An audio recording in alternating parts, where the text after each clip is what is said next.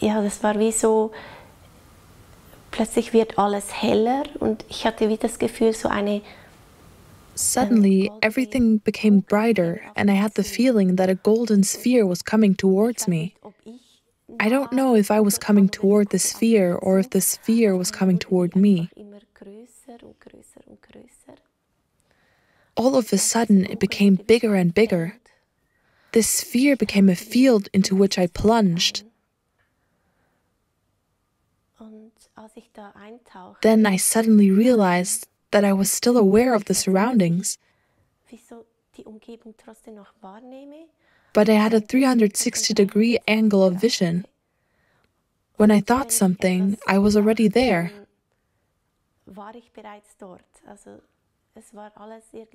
It was all there somehow at the same time, you could say. Everything was merging together. There was no longer this separation of body and this limitation of the body. Instead, it was open and absolutely peaceful. Absolut friedvoll.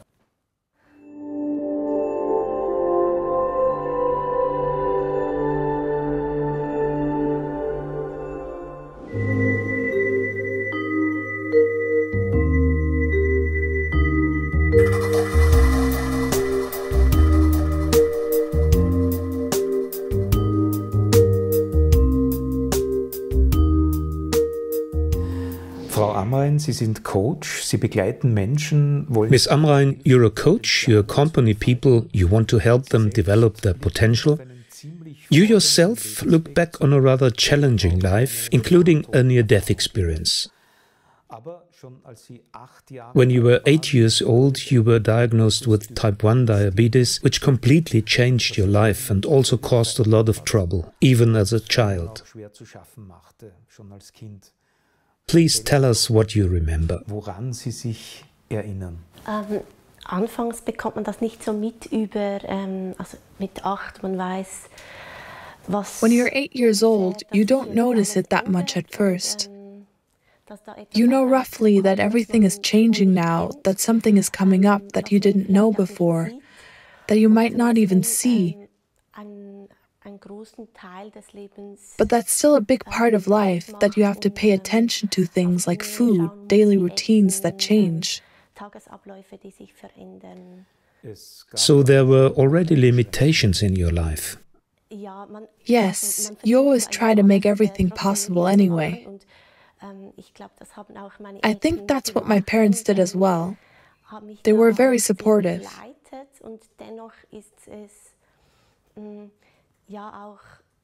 But the environment also changes. When I came back to school, I was simply the one who always had to inject and measure. So a bit of an outsider. Yes. How have you coped with that over time? It is a gradual process. At the beginning, you don't notice it. You think everything is fine, you have it under control. In the beginning, the body still works in such a way that it helps itself and produces a certain amount of insulin itself. That's why the strong fluctuations are not so massive at the beginning. That's how you live your life. At some point, you realize, especially in your youth, that this life does not fit the image of how you want to be. I then had the feeling of wanting to break out. Was that during puberty? Right. I drank a lot of alcohol to kind of compensate for the pain and find a way to numb the awareness of my problems and to stay alive. Before that, I tried to be the best diabetes kid, to do everything right. In adolescence, I wanted to break out of that identity. I thought it was forced on me. Looking back, were the breakout attempts successful? It's certainly an exciting time when you try things out. when you're on the road a lot, when you live out your life in a different way,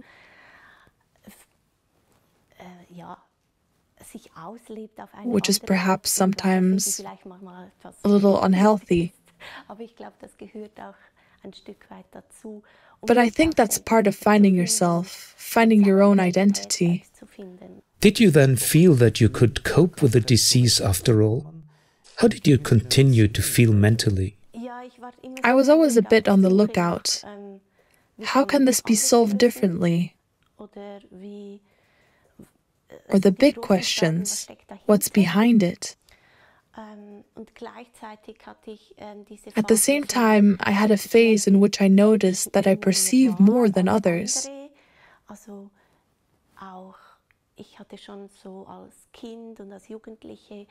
As a child and teenager, I experienced paranormal phenomenon again and again. I saw things in advance, and I had déjà vu for long periods of time and knew what was happening now.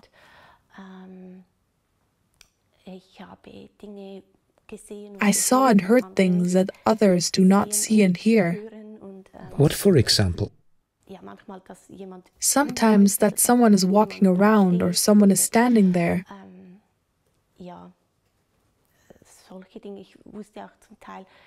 The subject of death was always present in my life. Even when someone passes away, I sometimes noticed it earlier. Could then also say, it would be good if you would visit the person now. I never talked about it openly, because I always thought that I'm... The witch? Yes. Or I'll go to the madhouse. There was just a strong spiritual disposition. Yes, exactly. On the one hand, it was also the curiosity to unravel the mystery of life. At the same time, I was extremely afraid of it, because it was not always pleasant energies that I felt.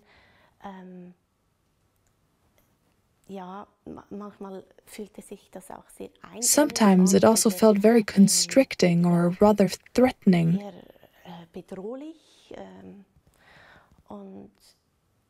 But at the same time, there was this curiosity to discover something. What else is there in life? From this whole spectrum of impressions, I then developed an anxiety and panic attacks. And of course, I wanted to know what I could do now, how I could get out of it again, and how I could deal with all that I perceived. I then looked into esoteric spiritual paths and decided to do some training in this area.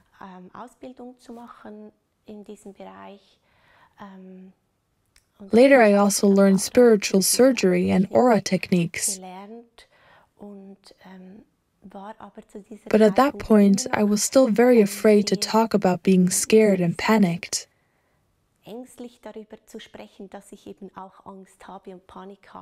Even in this training, where people are very open about this subject, I didn't dare talk about it. I then always pretended that everything was fine and that I could handle it.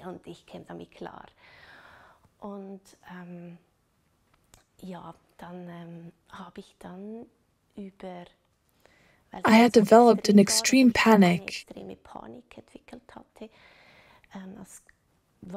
and during the most difficult time, I couldn't sleep for 3 months because I was attacked by the energies that were there.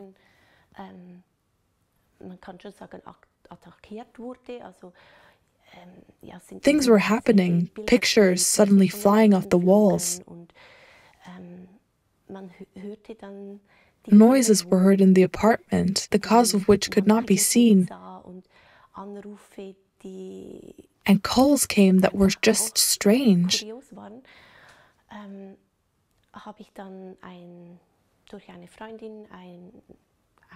I then got in touch with a pair of therapists through a friend and hoped that maybe they could help me get out of this panic. or alleviate it.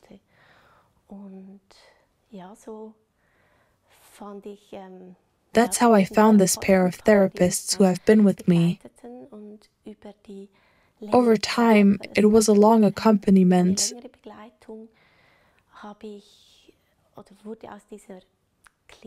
This client-therapist relationship turned into a friendship.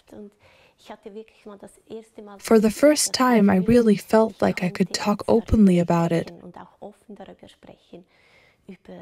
About all the issues, not just the panic attacks, but also the diabetes. And the therapist then had this particular idea about how to solve or get rid of the diabetes. What was his approach? To find the theme behind the disease? Or to cultivate a certain way of life? Yes, finding the issue behind it and solving it. But I didn't really understand the concept behind it at the time. I never asked about it. I thought it would be okay. The theory didn't appeal to me. You told us earlier that you were sometimes able to see into the future. Did that also affect you yourself? Have you been able to foresee a decisive experience in your own future? Yes, that was in the fall. It was a training evening where we met to practice these training techniques. I was there with 2 colleagues and suddenly fell into a trance state. I can't intentionally initiate or bring about something like that, because it's just there. A timeline or a gate or a window or whatever you want to call it, it opens. Then I know what's happening. You feel it or you hear it. Sometimes I hear part of it. I knew then that I was going to have a near-death experience. The state didn't last long, maybe a few seconds.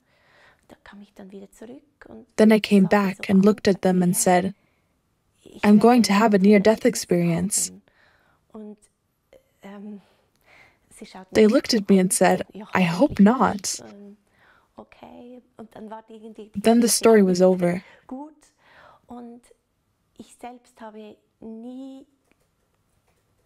I never really believed it myself because I didn't know such experiences from myself before,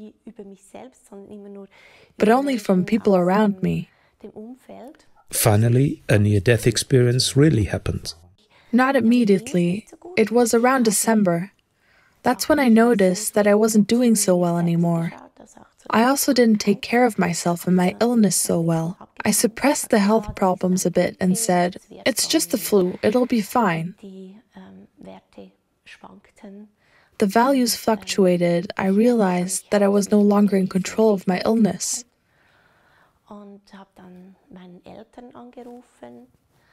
I then called my parents and asked them to drive me to the hospital because something was wrong.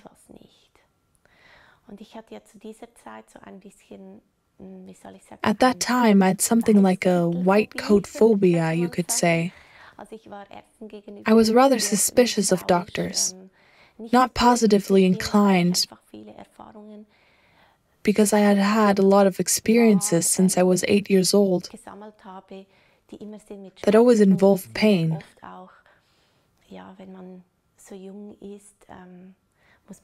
When you're that young, you have to endure things that you don't find pleasant. That you don't really want. No, you don't want them. At that time, the doctors did not respond to my needs at all. I then tried to talk to them.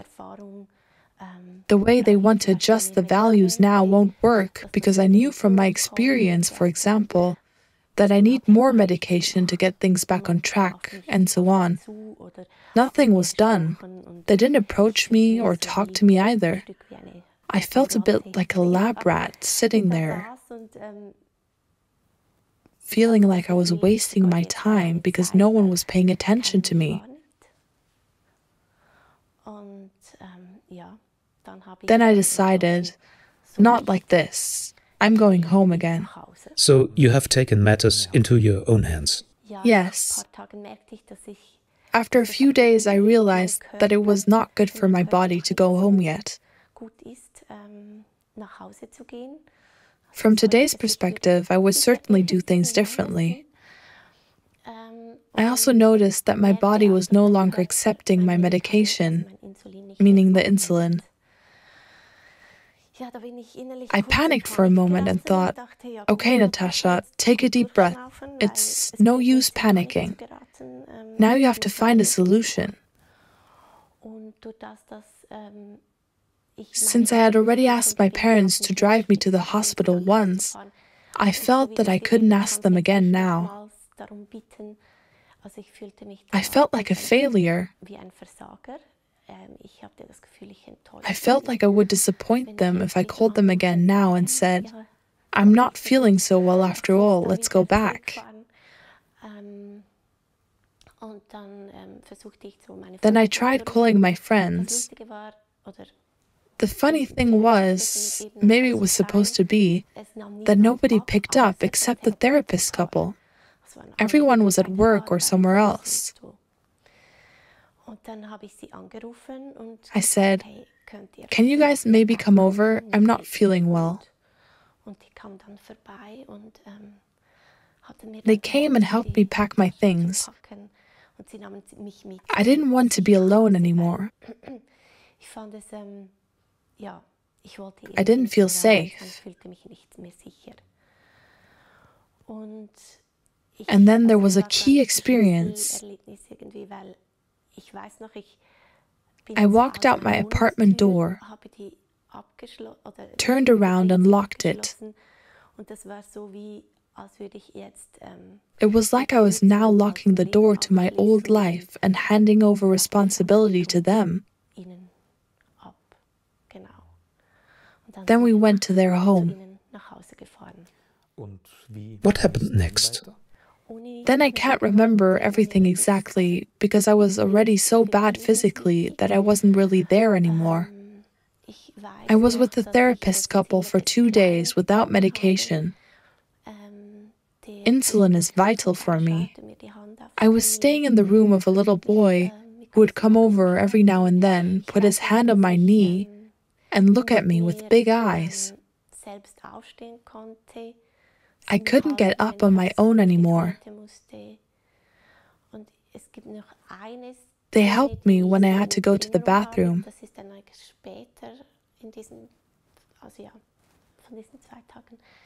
I still remember a scene when the therapist was on the phone with someone from Germany. And I heard the woman's voice. You're going to kill her.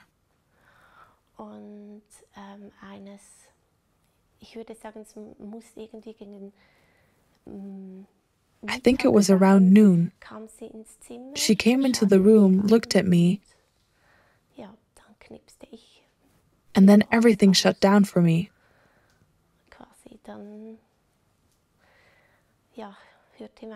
My heart stopped beating, and I left this world.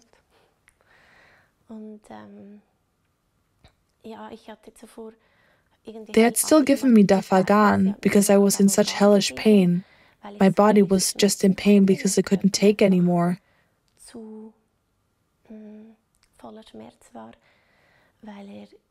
Because it was over-acidified and the organs were failing.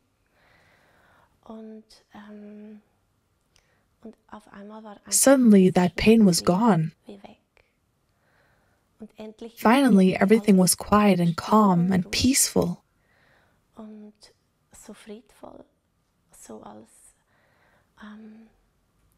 Like everything was so relaxed and there was no more hustle and bustle.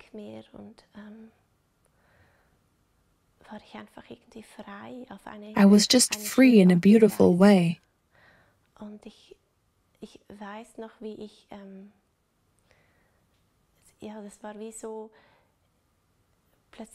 It was like suddenly everything became brighter. And I felt like a golden ball was coming toward me. I don't know if I was walking toward the sphere or the other way around. Suddenly, it became bigger and bigger. The sphere became a field into which I was immersed.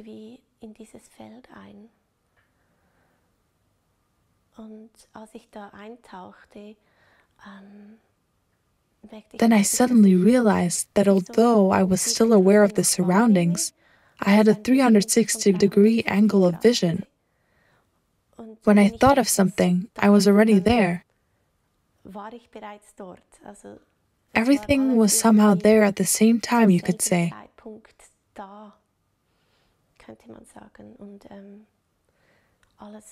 Everything merged into each other. There was no longer this separation and limitation of the body. Instead, it was open and absolutely peaceful and beautiful and calm. Suddenly, I heard a pleasant and soothing sound. The longer I was in this field, the more I merged with it. There was no longer this demarcation of table and chair. It was all one. The longer I was there, the brighter it became. The more I discovered different parts of my soul or people that I somehow knew. I knew they weren't really alive anymore. It didn't matter. I couldn't see their faces, but I could simply perceive their energy. Whether plant, animal, or human, you could feel the different essences of these energies. I could place them. But I didn't stay long and I didn't talk to them.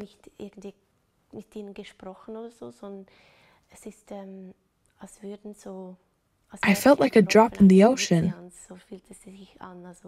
I merged with everything. Suddenly, I felt as if the water washed me through and maybe washed or wiped away a little bit. I merged with this ocean, and suddenly I was in one place. I washed up like I was on a sandy beach. Suddenly it became hot. I felt kissed by the sun because it was so pleasantly warm, bright, and peaceful. Looking around, I saw that someone was waiting for me there. To me, none of this was out of the ordinary, as if I knew it would go on now. There was someone standing there on a Harley, or so I remember, picking me up. I greeted him as if I had known him forever.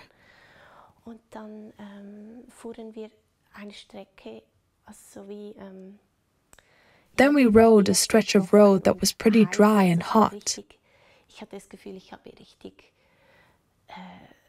I felt like there was a heat there. I was really burning. It was pleasant to ride with the wind. It was a long ride through a barren desert landscape. He brought me to a stop.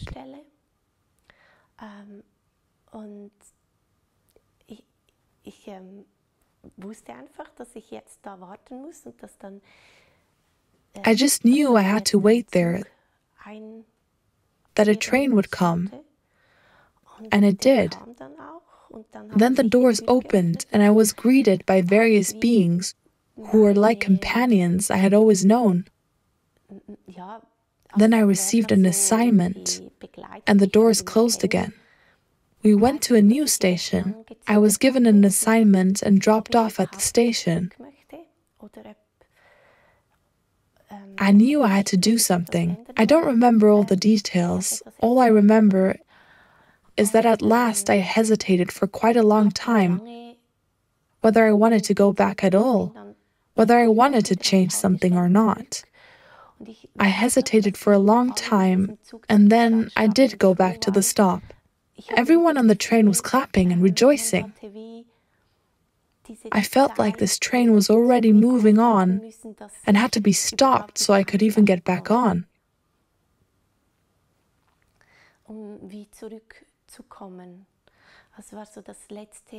That was the last stop.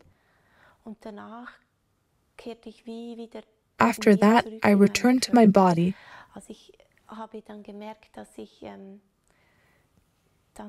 And suddenly I felt and perceived the body again. But not yet completely. I was connected to the body again and could perceive the pain of the body again. But I could not wake up yet.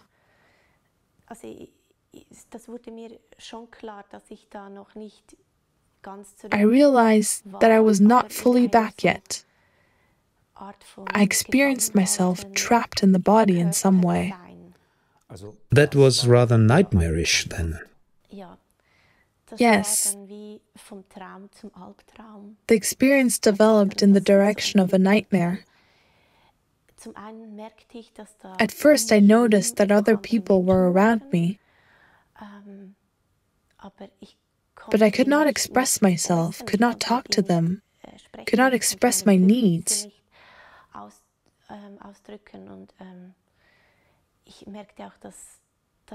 I also noticed that I was being sedated again and again with medication. Inwardly, I rebelled against it because I realized that I didn't want that. That is, you then returned to your body, noticed that there was something happening to your body, but didn't know exactly where you were. Yes, I became aware that I had to be in a clinic because I felt around me different people who were in a similar situation, who also couldn't express themselves, but who were even more stuck than I was. I was aware that I was trapped in a situation or in this physical dilemma or something like that. Everything seemed apathetic to me there. But I also realized that I was being visited by my parents and my sisters. I also realized that there were other people who were there and they were numbing me. When someone came closer, I felt my heart beat faster. Then I would get another injection to stabilize or sedate my body. It was not a pleasant experience. At some point, I also wondered what would happen if I didn't come back. You then go through all the scenarios that seem possible. In the end, I decided to just let go now, because I can't change anything. I was very desperate and said, if I come back, dear Creator, God, whoever is there, then only healthy. I will only come back healthy. That's my deal. And I want to come back now. Now I'm letting go, because I've done everything. I've tried to negotiate with life. You had been put into a coma. Yes.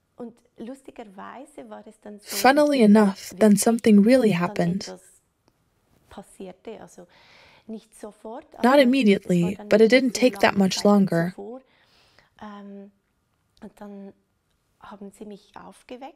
Then they woke me up and said that I was being taken to my mother. That's when I knew, now things are moving forward. Your near-death experience thus began as a mystical experience of unity. In further consequence, however, more I-related experiences were in the foreground, experiences in space and time, the stations. One often hears from near-death experiences that the experience seems more real than real. One has found the term hyperreality for it. Coma experiences, on the other hand, often seem more like nightmares. Have you also experienced this difference in quality between the actual near-death experience and what you then experienced in a coma? Yes, up until the moment I was picked up on this motorcycle, on this Harley, it was like a near-death experience for me in the classic sense. This heat is clearly something from the comatose state, because I had an extremely high fever that could not be cooled or lowered. That's where it mixes a bit, Because being submerged in this ocean is already this transition. You then obviously also try to cool the body. For me, that was actually very, very real until the end of the station. At the end, it was like a different quality, because then I realized I'm close to the body again.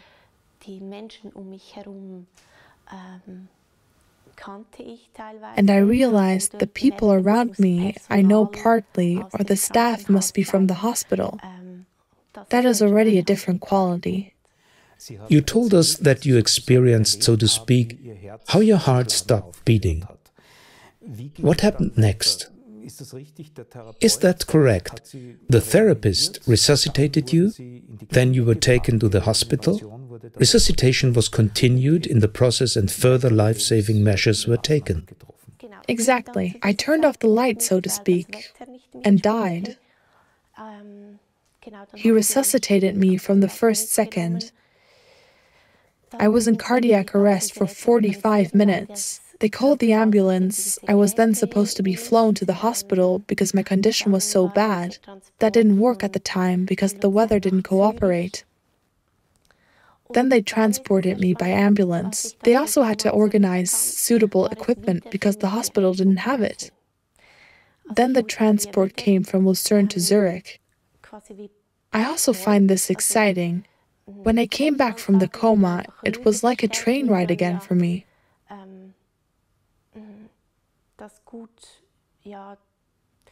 I was anesthetized again or sedated so that I wouldn't have too much excitement again. I wasn't all there anymore.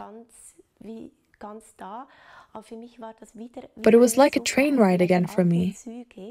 On the old trains, there was a typical sound that the train cars made. Maybe you remember that. To me, it sounded like a train ride again. Then I was taken from Zurich to Lucerne. That was like a journey by train again for me, another stop. How did things go physically after that? Did you recover to a large extent? I took a positive energy with me from the experience. I did not know at first what had actually happened. I came back to earthly life and did not know how it had happened, who was there.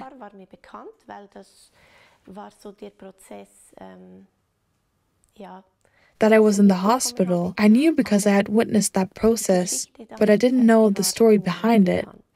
By taking so much positive energy with me, somehow anything now seemed possible.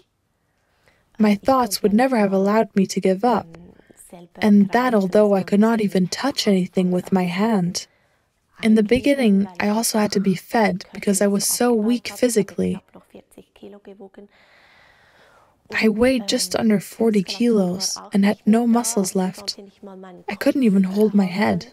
How long, in total, were you in intensive hospital care? I was in a coma for 10 days, and another 10 days passed before I entered rehab. I had a strong will to live. I sometimes sat for 2 hours eating because I wanted to regain my strength. At that time, I had been given a nasal tube through which I was kept alive with food. I wanted to get rid of it as soon as possible and did everything I could. That was like the first sign of my goal. I'm going to get well again. Everything is going to be okay. There was this one sentence that was important for me. I always said, tomorrow is a new day, and a new day is a new chance. I always made time for my emotions, which I had never done before. I had never shown emotions. I really made time for my emotions and was able to cry and show myself vulnerable. But then I decided anew what to do. My kidney wasn't working anymore. I wasn't really aware of it. I then had to go on dialysis to have my blood washed. So I simply said, now I'm doing something good for my body. Now I have 5 hours to myself to meditate. Just watching TV or something like that was out of the question for me. So in that time, I do whatever is good for me. And for me, that is wellness. And wellness is where I get comfortable. I consciously give my body the time it needs to regenerate. The doctor said that wouldn't work. I said, yes, it does. I know my body is healthy. It can do this and everything will be fine. And it was. A week later, the kidney was working again. That was something unbelievable even for the doctors. I never doubted that it was possible. How did you then continue to deal with the issue of diabetes?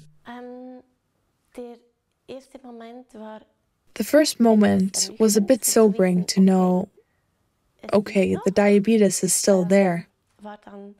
I was briefly a little frustrated. Maybe that's an exaggeration, but okay. The deal was, after all, to want to be completely healthy. Yes, but I define myself as quite healthy. If I had the flu now, I would say I was sick. But with diabetes, I don't feel sick. In the end, you really came to terms with it. Yes, exactly. I just said to myself, okay, this is the way it is. I revisited the whole situation when I realized I hadn't quite accepted it for myself yet. That was also a process. But I think today I understand the disease a little differently. I think it's not diabetes that's the problem. It's how I deal with it. And it's actually just a communication from the body that helps you see things differently.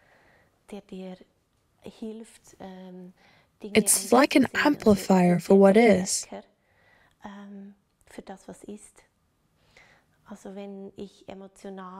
When I'm emotionally angry, the blood sugar reacts, and I can see that one-on-one now. I understand now why it's like that. I understand that the body just found this form to express itself. I think that's what diabetes is for me today. I think I needed all that to understand it's not about resolving something or fighting the disease, but understanding what is your body trying to tell you? What is it trying to tell you? Those are maybe the things that will take you the farthest. I think diabetes helps me move forward. It's just my invisible companion. I named my diabetes because I thought, if it's already there, I want it to be a good buddy. So I named that buddy Johnny. That was one of the first steps toward acceptance. Today, it's more of an issue where I find it very interesting to keep figuring out, why isn't this working the way I think it should now? Why are there fluctuations? It's become more of a journey of discovery. So, as an aid to a process of awareness? Yes, extremely. What happened after the near-death experience, after this crisis? Externally, a lot has changed as well. I lost a lot of hair. I had long blonde hair, and suddenly I had no hair. I knew beforehand that the outside had changed a lot. Then I prepared myself and said, okay, Natasha, when you step in front of the mirror for the first time, expect to look like a ghost. So first take a deep breath and then close your eyes and go for it. That's how it was. I always prepared myself a bit for what was coming and just took it with humor. Then you also had the strength for that. Yes, because this energy that you take with you is simply indescribable. Did you have any contact with a therapist couple after that? Maybe to find out what really happened? Maybe to work through his approach to managing diabetes? Yes. Half a year after that experience, I still didn't know exactly what had happened. Everyone around me had come up with their own version of the story, but even they didn't know exactly what had happened. Then I decided to contact the therapist couple again on neutral ground to talk. Especially with the therapist's wife, because our connection was somehow very special.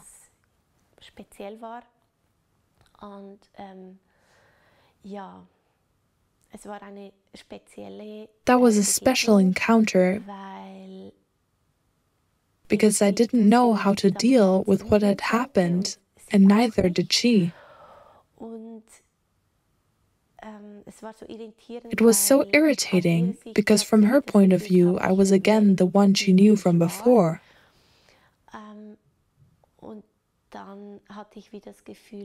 But I felt like it was all about her issues.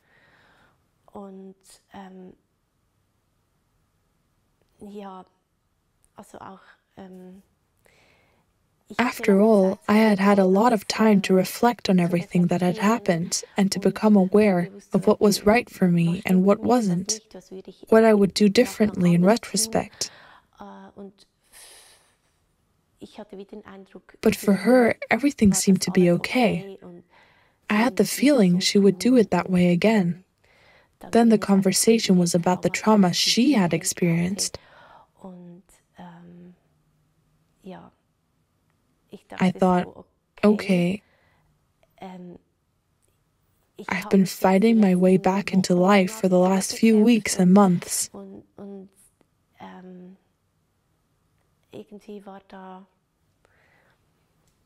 I don't know what I expected.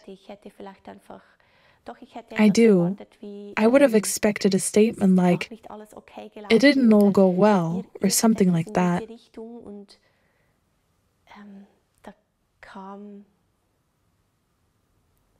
But nothing came.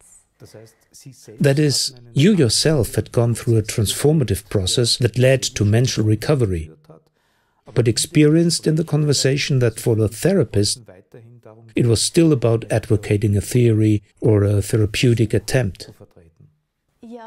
In retrospect, I had the impression that the therapists wanted a breakthrough in medical history.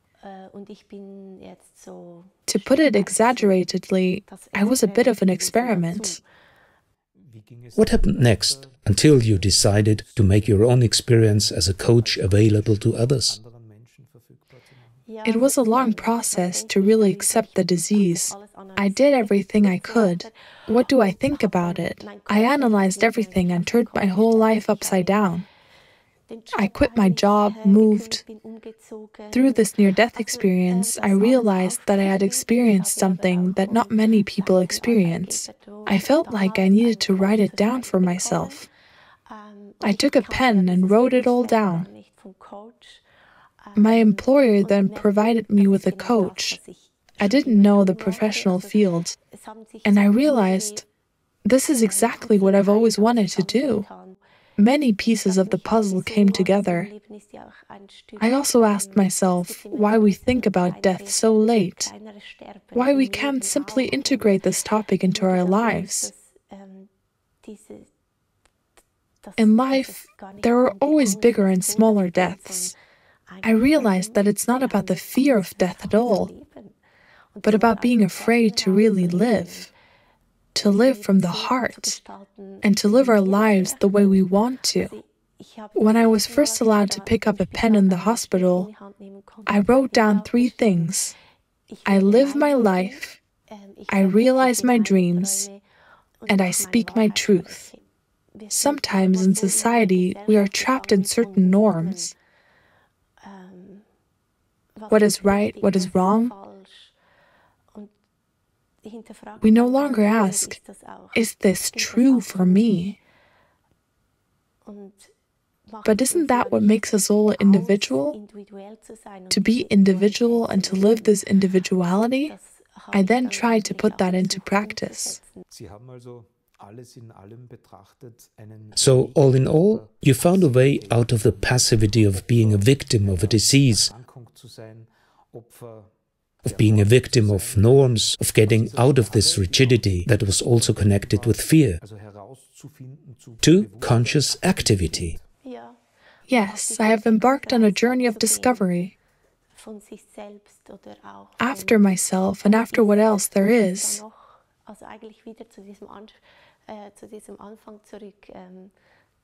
Actually, just to discover the mystery of life. Do you feel that you have discovered something of this mystery? Do you feel that everything you have experienced has a deeper, hidden meaning? Yes, I believe that. I believe that each of us has our task or mission. I believe that it is specific and individual.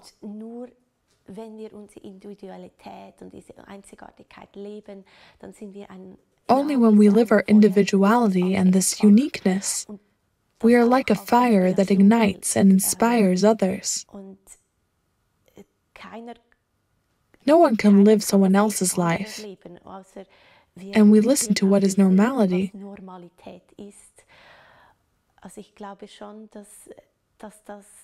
I think that's part of the mystery of life, that everything is for experience and that life never ends. It's just different stages. After death, it goes on. Do you still have any fears today when you think about death? I don't have a fear of death anymore at all.